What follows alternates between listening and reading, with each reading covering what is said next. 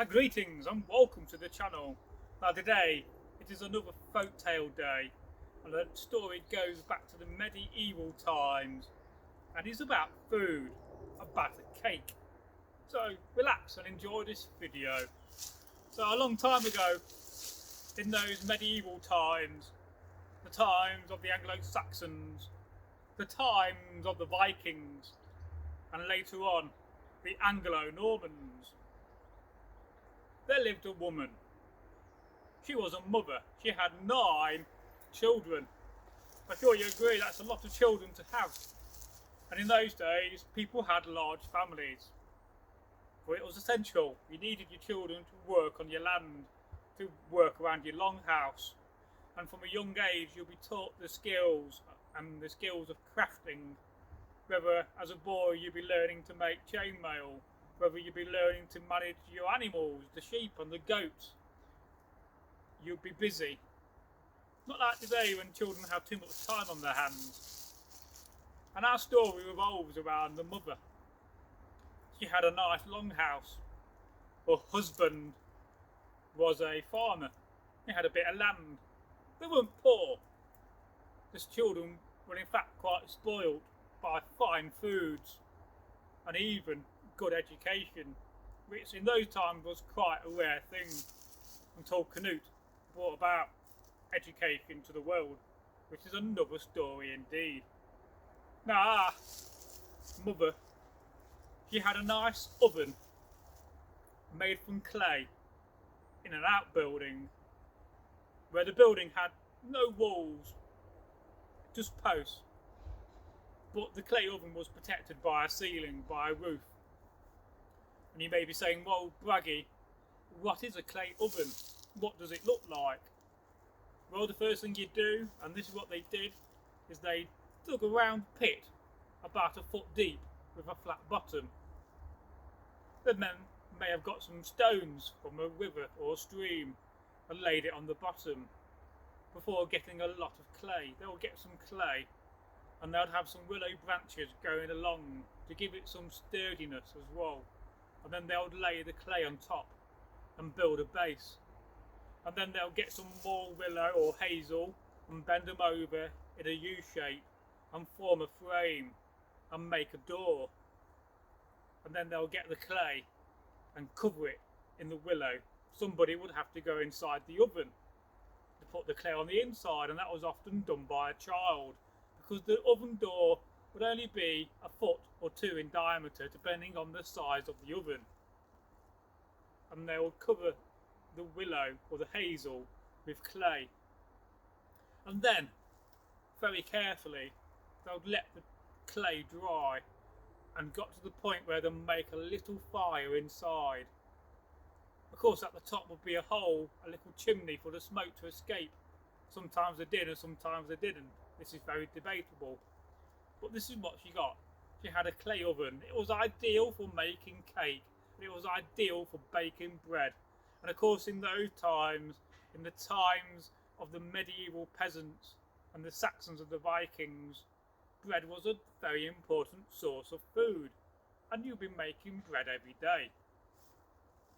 And this is what she's been doing.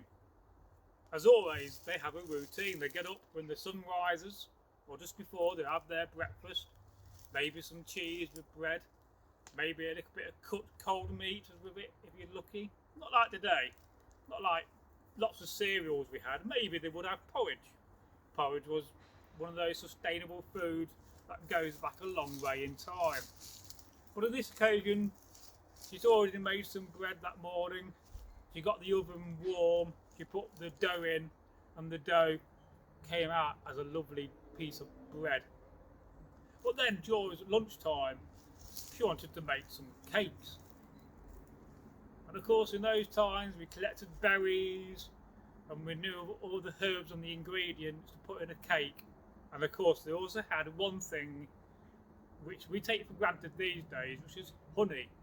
Because honey was the only source of sweetness. Not like today when everything's full of sugar and sugar's not good for you. They had honey. And most farmers would have a beehive or two, or would go to your neighbour who had some beehives. But having beehives and having bees on your little land was so important, because honey was, as I say, the only source of sweetness. And so she got a wooden bowl and was mixing some flour with some wheat. She put some dried berries in there, and she made a nice loaf of cake. And she put it in a wooden container, or maybe in this case a clay container, because putting a wooden container in the oven, not the wisest of things. You could burn it if you're not careful. So in this case, you had a nice clay container, a clay pot, and she put the cake mixture in. Of course, you have to get some fat and put it on the outside of, on the inside of the container, like we do in the modern world to bake your cake. And she put the cake in. The oven was still warm from the fire she lit early in the morning, and the cake rose up and turned out to be this most marvellous looking tasty cake. I love a fruit loaf, and fruit cake is one of my favourite. Oh, get a slice, put a bit of butter on it and a cup of tea, and you're laughing. But of course in those days you didn't have tea, but you may have herbal drinks. You would have drinks from berries and mead and wine and water that's been boiled. And so she made a nice big cake, and she took the cake into the longhouse and put it on the table. But her children were very impatient. They wanted to eat the cake. Oh, mother, let us eat the cake now. We're so hungry, please, please. And all 9 of them were gathering around and bothering her, asking to eat cake. But she said, oh, you must wait until it cools down, for the cake is too warm at the moment, and has just come out the oven, children. And again they kept on bothering her. Oh, please, mother, let us eat the cake. Let us give us a slice now. We're hungry. For her children were spoiled. This is often in the modern world that happens as well. Don't spoil your children, is what I'm saying.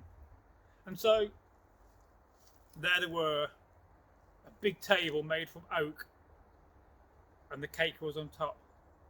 She managed to get the cake out in one piece out of the clay pot, and she put it on a nice bit of linen cloth to cool down. But the cake had its own idea. You thought, oh, bayonet for children. The cake was not happy, and the cake thought, I'm not going to have that. I've just been born. This is my first day on earth. I don't want to be ate by some horrible children. And so the cake jumped up and landed on the floor of the building, the longhouse, and rolled out the building. And luckily for the cake, they lived on a slope, and the cake ran off, rolling and rolling down the hill, and was never seen again. Oh yes, and this is indeed the story of the cake that got away. And I don't know the origin of this story. I don't know whether it's English, I don't know whether it's Germanic in origin, but I certainly know it's a wonderful tale. And I love cake, and it does remind me of King Alfred, when he had escaped from the Vikings, dressed as a very poor peasant in browns and beigey colours to make himself look poor and not be recognised as the King of Wessex. But he came to a woman who was making some oat cakes, probably. And I love an oat cake. Oat cake is a bit like a pancake. An oat cake is very much like a pancake, and they're yummy with bacon or cheese. And so the old woman welcomed King Alfred, not knowing who he was, into her longhouse, and says, I'm baking some cakes outside on my fire, on my skillet. And a skillet is basically a flat frying pan. And he said, I need a hand, I need to get some water. And so King Alfred said, oh, I'll help if you give me some cake to eat, because I'm hungry. I'm on the march, I'm trying to get to somewhere. And she said, okay, if you look after the cakes, I will feed you and give you some water. And King Alfred was very pleased at that. But of course, King Alfred had a lot of problems He sat round the fire with the skillet with the cakes baking and cooking away, but he was thinking about his kingdom while stroking his beard. He was thinking about the Vikings and thinking of how he could beat them in battle. And he forgot about the cakes, and those cakes were burnt. And of course, that is the most famous story. The woman came back and scolded him. "Oi, what you been doing? You've not been looking after my cakes, you burnt them." And that is one of the most famous stories in English history about cakes. It makes you think whether it happened. I think it did. I'm sure King Alfred was a wonderful king and a great ruler and a great tactician, but he was rubbish at baking cakes. But of course, being a king, he would never have to bake cakes as a king. He'd have servants to do all that for him. So he probably didn't know how to. But there's a moral in that story of when you're baking something, always keep an eye on it. I've done this in my time. There I am, there's Braggy. I get up, I think, oh, I could just eat a bacon sandwich. I put some bacon in my frying pan, or in the modern world, I put it in my air fryer. And I go away and I come back and my bacon's all burnt on black and unusable and unedible. I've done that a few times, even to sausages. So the moral of the story, when it comes to King Alfred, is always keep an eye on what you're baking, because the last thing you want is burnt oat cakes. Now, if you're new to the channel, please consider subscribing. Only 66% of you are not subscribed at the moment. 34% are, and 66% are not subscribed to the channel. YouTube is free to join, and our channel is free to watch. We don't have a membership page where we charge you to watch our videos. I don't really believe in that for now. So do consider subscribing and do leave us a comment. And until we meet again, I'm going to get my axe out because I've heard some Saxons are on the loose. And I quite fancy some Saxon cake. You never know, they might be carrying some. Goodbye.